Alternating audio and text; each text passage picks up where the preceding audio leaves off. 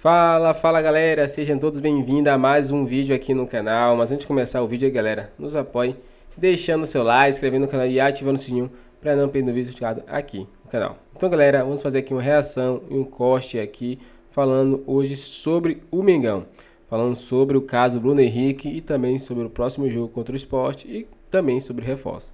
Assista até o final e não perca nada esse canal aqui que traz notícias sobre o futebol brasileiro. Então, sem mais enrolações, chegou aí com o vídeo. Então, falamos tanto no STJD, nos julgamentos, nas pautas, nas agendas, pedido de vistas e tudo mais.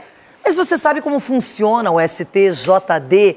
Quem está lá? Como são os processos? Como chegam esses casos envolvendo atletas, dirigentes, treinadores? Vamos conhecer um pouquinho mais do STJD. Hoje tem sequência para Bruno Henrique. Tarde desta quinta-feira, o caso envolvendo Bruno Henrique, atacante do Flamengo, ganha um capítulo final. Há 2 meses, o jogador foi condenado pelo STJD com 12 jogos de suspensão após ter sido flagrado em troca de mensagens suspeitas com familiares. A defesa de Bruno Henrique recorreu da decisão e, desde então, o atleta vem atuando sob efeito suspensivo. O atacante é investigado por ter forçado um cartão amarelo em partida contra o Santos, em novembro de 2023, pelo Campeonato Brasileiro. Na última segunda-feira, o STJD iniciou a sessão de recurso da defesa, pedindo a inocência do atleta e da acusação, querendo o aumento da pena. O relator do processo, Sérgio Furtado Filho, primeiro a se manifestar, votou pela absolvição de Bruno Henrique nos artigos que previam punição de suspensão e sugeriu enquadrar a atitude com a aplicação de multa máxima de R$100 mil. O segundo auditor, Marco Aurélio Choi, pediu vista do processo, ou seja, alegou precisar de mais tempo para estudar o caso. Só para uma questão de ordem, só para adiantar, eu vou pedir vista dos autos, com o compromisso de trazê-lo na próxima sessão, considerando a complexidade da questão. E por esse motivo, o julgamento será retomado na tarde de hoje. 8 auditores votarão, podendo acompanhar a decisão do relator ou não.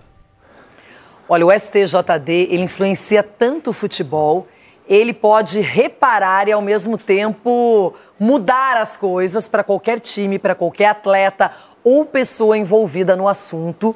Ele tem uma importância enorme, mas é tudo muito silencioso, ninguém tem acesso aos processos, ninguém acompanha as sessões, mesmo sendo online, e aí as decisões são proferidas, são produzidas e fica por isso mesmo. Daqui a pouco tem um efeito suspensivo ali, uma mudança aqui, uma pena alternativa, uma cesta básica, multa e por aí vai, Ronaldão. E muitas vezes o jogador também ele nem vai, né, nessa audiência aí, ele nem aparece. Não, ele não é obrigado muitas vezes. E quando ele chega no clube ele vê lá 2 semanas de folga. Porque os caras acabam levantando a pena. Agora, parece que eu vi o filho do Sveiter ali, é verdade? Rapaz, que beleza, hein? Rapaz, a política no futebol é coisa de louco, né? Coisa de louco. Agora a gente vê que realmente o tribunal sempre existiu. O que me chama a atenção, achei uma matéria bem completa, esclarecedora, importante, porque se fala o tempo inteiro em STJD, mas quem custeia tudo isso é a CBF, Cicinho. Exatamente. Eu fico imaginando o tanto de brechas que são encontradas, né? Então, você tomou cartão, aí você tem um efeito suspensivo para fazer. É tanta coisa que se criam. E aí a gente vê cada dia mais, né, a credibilidade no nosso futebol, a CBF, todas essas questões, se bem que estão tentando readquirir a credibilidade. Eu que fiz parte de uma Copa do Mundo, vi o transtorno que aconteceu, uma má administração, então assim, e a gente não vê tanta mudança assim, então esperamos que melhore e que sejam mais claros, né? No mínimo, né? No mínimo que eles colocam o rostinho bonitinho na face, aí pra todo mundo ver, né? O rosto. Questão de, às vezes, tem as leis, aí tem questão da interpretação, aí para um é uma coisa, para outro é outra coisa, então é dois pesos, 2 medidas, aquela coisa toda, de repente isso, envolve, às vezes, a questão do contato, entendeu? De repente eu tenho um contato. Às vezes o trabalho pode... E outro ali, eu acho que a gente tem que profissionalizar. Se é para lei, é para cumprir. Então tomara que possa ser para todos os clubes. Ó, a gente vai... Gente, Tá na hora da gente saber o que rola no Rio de Janeiro. Aquele giro carioca pra você. Depois de 2 dias de folga, o elenco do Flamengo se reapresentou nesta quarta no Ninho do Urubu e deu início à preparação para o duelo contra o Sport, que acontece no sábado na Arena Pernambuco, em jogo adiado da 12ª rodada do Brasileirão. São 7 jogadores convocados e desfalques certos para Felipe Luiz, Alexandro, Danilo, Carrascal, Plata, Arrascaeta, Varela e Vinha. Precisamos muito ter tempo de treinamento. Infelizmente, como você citou, vamos ter aí muitos convocados, muitos jogadores que não vão estar nesses treinamentos, porque é preciso recuperar comportamentos, preciso recuperar conceitos que foram se perdendo nesses últimos jogos. Apesar de realizar treinos parciais com o grupo, Pedro também segue fora. Entre outros lesionados, Alan, Jorginho e Léo Ortiz, quem tem mais chances de ser relacionado novamente é o zagueiro. Nesta quinta-feira, o Flamengo também saberá se vai poder contar com Bruno Henrique nos próximos jogos. O julgamento do atacante está marcado para as 3 da tarde no STJD. Sem Puma... Ô, PVC, pra gente encerrar o assunto Flamengo, né, teve uma nova decisão da Justiça, né, que envolve o bloqueio do valor que o Flamengo tinha pedido em relação aos direitos de transmissão. Então, a Justiça determinou o repasse aos clubes de uma parte daquele valor bloqueado. Explica pra gente o que aconteceu. Eram 83 milhões de reais o valor bloqueado. Eu até tinha informação antes que eram 77 milhões, mas eram 83 milhões de reais bloqueados. O Flamengo tem uma narrativa de que ele ganhou a questão porque a juíza mandou manter bloqueado 17 milhões de reais.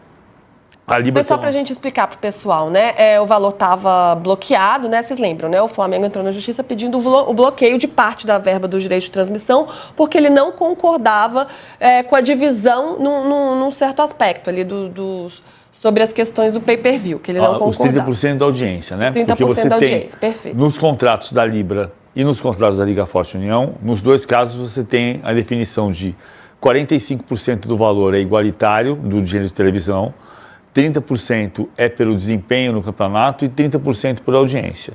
Diferentemente da Liga Forte União, que definiu bem o que é o critério de audiência e não tem ninguém reclamando desse critério, são 30% de audiência que não estava muito claro, tinha 6 hipóteses para definir qual seria o critério de audiência. O Flamengo queria o critério 6, a hipótese 6, que era basicamente o cadastro do pay-per-view. Ele tem 22% do cadastro, dos torcedores cadastrados no pay-per-view. Bom, a juíza tinha bloqueado o valor integral, 83 milhões de reais. E o Flamengo, a liminar, dava ganho naquele momento, era uma medida liminar, portanto provisória, dava o bloqueio de 83 milhões de reais. Há 3 semanas, a desembargadora Lúcia Helena do Passo determinou que ia bloquear só o valor do contraditório, ou seja, do valor em discussão, mas deu um prazo de 7 dias úteis para o Flamengo apresentar um cálculo de quanto ele achava o correto para não ser o bloqueio integral. O Flamengo, segundo o relato da desembargadora ontem, ela deu um pito no Flamengo, inclusive, dizendo: vocês não me deram nem o cálculo. E a juíza ontem determinou, a desembargadora Lucilena do Passo determinou o bloqueio de apenas 17 milhões, o equivalente a 20% do total. Que é referente ao valor que está sendo debatido, né? Ao valor controverso. Ao valor controverso. Ela bloqueou só o valor controverso. O Flamengo argumenta que ganhou porque a juíza determinou o bloqueio do mesmo jeito. Mas a pergunta é... A gente tem a nota do Flamengo, aí a gente solta a pergunta. Por que o Flamengo não pediu o bloqueio integral antes? E aí, justamente para a gente entender esse passo a passo, né? O Flamengo soltou uma nota dizendo que entende que a decisão faz justiça e reconhece a legitimidade dos argumentos apresentados, baseados no cumprimento do Estatuto da Libra, que exige a aprovação unânime dos clubes para qualquer alteração nos critérios de rateio da receita de transmissão. Então, pela narrativa do Flamengo, o Flamengo entende que como ela manteve esses 20% bloqueados, isso representa que sim, essa questão precisa ser melhor debatido. Se ela não liberou tudo, é porque tem esse problema de fato. Mas é o problema... E aí a pergunta que fica é, então por que o Flamengo não pediu o bloqueio só desse percentual e pediu o bloqueio de tudo. E aí aquele debate sobre a asfixia dos clubes, se o Flamengo teria o intuito de prejudicar os clubes. Então, são versões diferentes sobre o mesmo fato nesse tema que é difícil, denso, complexo. Outro ponto importante, não é uma briga Flamengo e Palmeiras. Quem está reclamando mais, para o Palmeiras esse dinheiro faz menos diferença do que para o Santos, que teve 9 milhões de reais bloqueados. O Grêmio teve 12 milhões de reais bloqueados, o Atlético teve 12 milhões de reais bloqueados, o São Paulo teve 14 milhões de reais bloqueados. Então, é o dinheiro de 9 clubes, de 8 outros clubes, além do Flamengo. Mas o ponto central é, no meu ponto de vista, desde o início, eu sempre disse o seguinte, acho correto o Flamengo discutir na justiça. Acho incorreto bloquear o valor integral de um contrato que tem 4 anos mais e que tem como garantidor a Rede Globo. Isso eu não estou me apoiando em mim, na minha opinião, na minha cabecinha aqui. Eu conversei com o Walter Maierovitch, que é um jurista importante. Eu conversei com o Andrei Kampf, que é um advogado do esporte que tem a coluna aqui no UOL de direito esportivo. Então, existem possibilidades de análise do caso. Nenhuma possibilidade de análise desse caso é estapafúrdia. Não existe isso. Não, é um tema muito sensível, muito intrincado. Complexo. Sim. E o Flamengo tem a versão dele, né? De que agora, em relação à decisão da juíza, disse isso, né? Que como esse valor continua bloqueado, de fato, há um problema ali a ser debatido. Esse é o ponto de vista do Flamengo, que entende que esse percentual da audiência não foi distribuído, ou os critérios não estavam claros. Enfim, ô Brás... Só Luísa, diga. Só ressaltando que o Flamengo já deixa claro que vai pleitear aperfeiçoamento da decisão para que o critério seja estendido para a próxima parcela a ser paga pela Globo. Mas a desembargadora já avisou que vai ter um novo passo. Mas a decisão da desembargadora é que se decida isso na arbitragem. Então, ela está dizendo o seguinte, na minha alçada, acabou. Discuta-se isso na arbitragem. Foi o que ela determinou.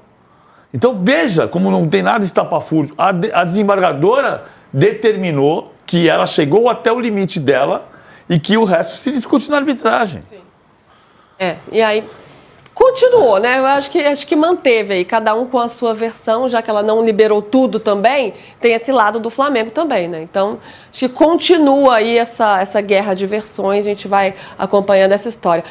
Então é isso, galera. Chegamos ao fim do vídeo aqui no canal, mas vamos falar um pouquinho também sobre a questão aí de reforços, né?